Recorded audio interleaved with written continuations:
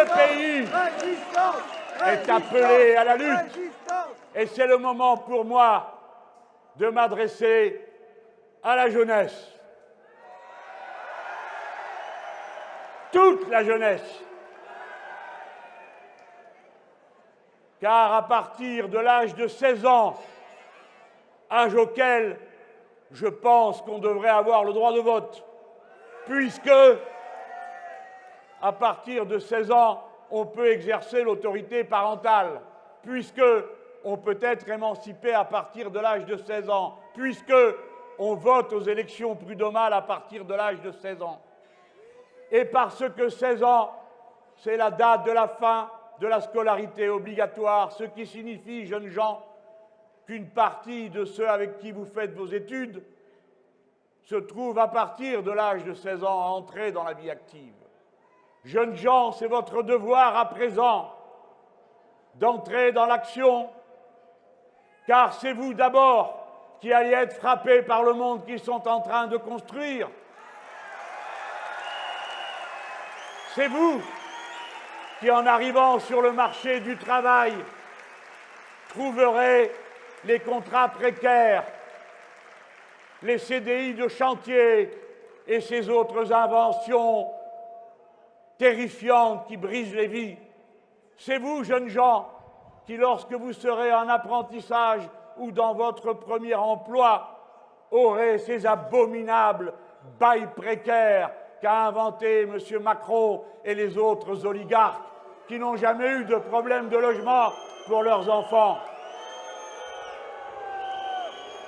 Vous avez compris le bail précaire? Non, vous n'avez pas encore complètement compris. Ça veut dire que quand vous viendrez pour avoir une location, on vous demandera votre contrat de travail ou d'apprentissage. Et vous aurez droit à un bail pour être dans ce logement tant que dure l'apprentissage ou le contrat de travail à durée déterminée. Et le jour où il s'arrête, vous perdez votre boulot et votre appartement. Voilà ce que ces gens ont inventé. Jeunes gens, dans les lycées, dans les facultés, dans les centres d'apprentissage, mettez-vous en mouvement, mettez-vous en mouvement, mettez-vous en mouvement.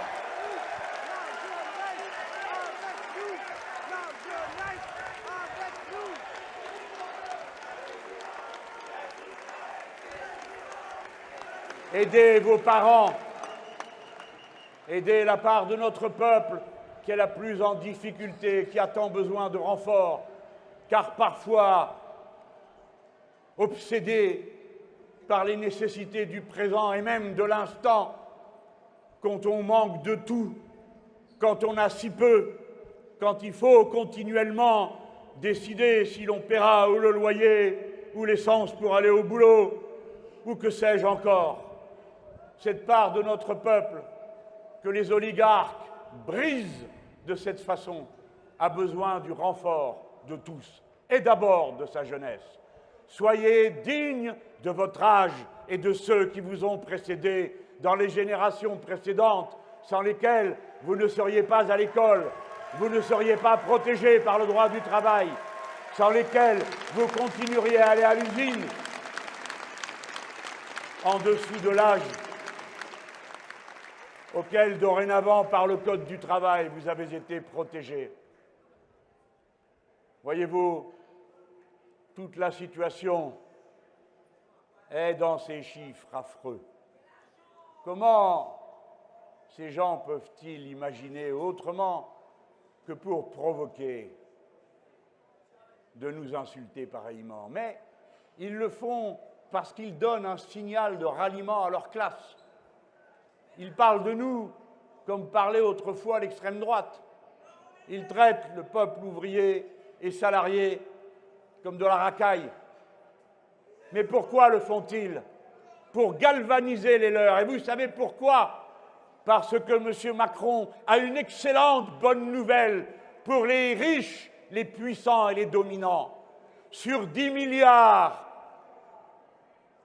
de baisse d'impôts, il y a 7 milliards qui vont être offerts aux possédants, ceux dont les revenus des actions sont retirés de leurs revenus et sont imposés d'une manière forfaitaire. Il y en a pour des milliards. Ceux dont on va retirer de l'impôt sur la fortune toutes les actions qu'ils possèdent, qui ne seront pas prises en compte comme de la fortune. Voilà, mesdames et messieurs, quand vous vous demandez pourquoi les 9 milliardaires qui possèdent 90% des médias de ce pays me flétrissent comme ils le font, m'insultent comme ils le font et vous insultent, c'est parce qu'ils travaillent pour leur portefeuille.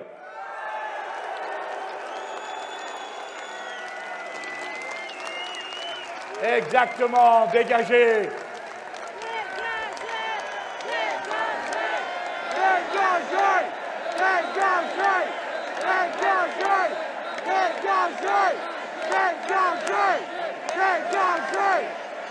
Bien arrêtera le dégagisme s'ils n'ont pas compris la leçon terrible de l'abstention de masse et du résultat des dernières élections, c'est qu'ils n'ont rien compris.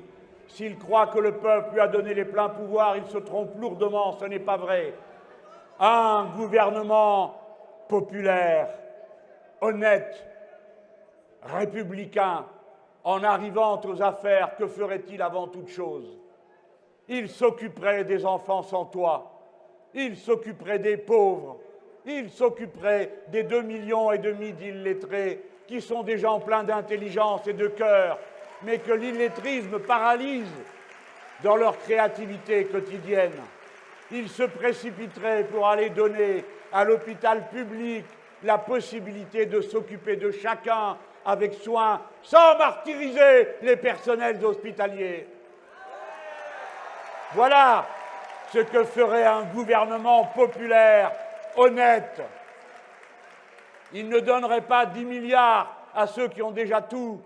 Vous le savez, vous autres, ce pays est devenu le record d'Europe des millionnaires. Et ces gens se partagent plus d'argent entre eux chaque fois qu'on leur fait des dégrèvements d'impôts. Ils ne les remettent pas dans la production, ils se les partagent en dividendes entre eux. Si bien qu'au lieu d'investir, ils accumulent dans la bulle. Nous autres tous, nous avons un immense défi à relever. Regardez ce qui est arrivé à Saint-Martin. Vous avez compris, le changement climatique est commencé. Nous autres, les êtres humains, nous devons maintenant tout changer pour arrêter la catastrophe qui s'avance. Et ce que nous devons changer est social. Car voyez-vous, si le cyclone a tant détruit à Saint-Martin, c'est parce qu'avant lui était passé un cyclone social. Le cyclone social, c'est celui qui a consisté à donner des dégrèvements d'impôts à ceux qui investissaient dans l'île, qui pouvaient retirer les sommes qu'ils investissaient là-bas de leurs impôts ici pour en faire autre chose. Tant et si bien que le prix de la terre a augmenté d'une manière incroyable et que plus personne n'arrive à se loger parmi les pauvres et braves gens qui sont là-bas et qui ont dû construire des cabanes en tôle et en bois. Tant et si bien que quand l'ouragan passe, bien sûr, il passe sur tout le monde, le riche comme le pauvre. Mais celui qui est d'abord détruit, c'est le pauvre. Par conséquent, il n'existe aucune autre manière de faire face aux grands défis du changement climatique et à nos tâches en tant qu'êtres humains, d'en finir avec un mode de production, d'échange et de consommation aberrant que de nous serrer les coudes. L'humanité tout entière est placée devant ce défi. Alors, est-ce que c'est chacun pour soi ou est-ce que c'est tous ensemble? Voici le peuple qui vous répond. Tous ensemble, tous ensemble, tous ensemble, tous ensemble, tous ensemble. Oui, tous ensemble.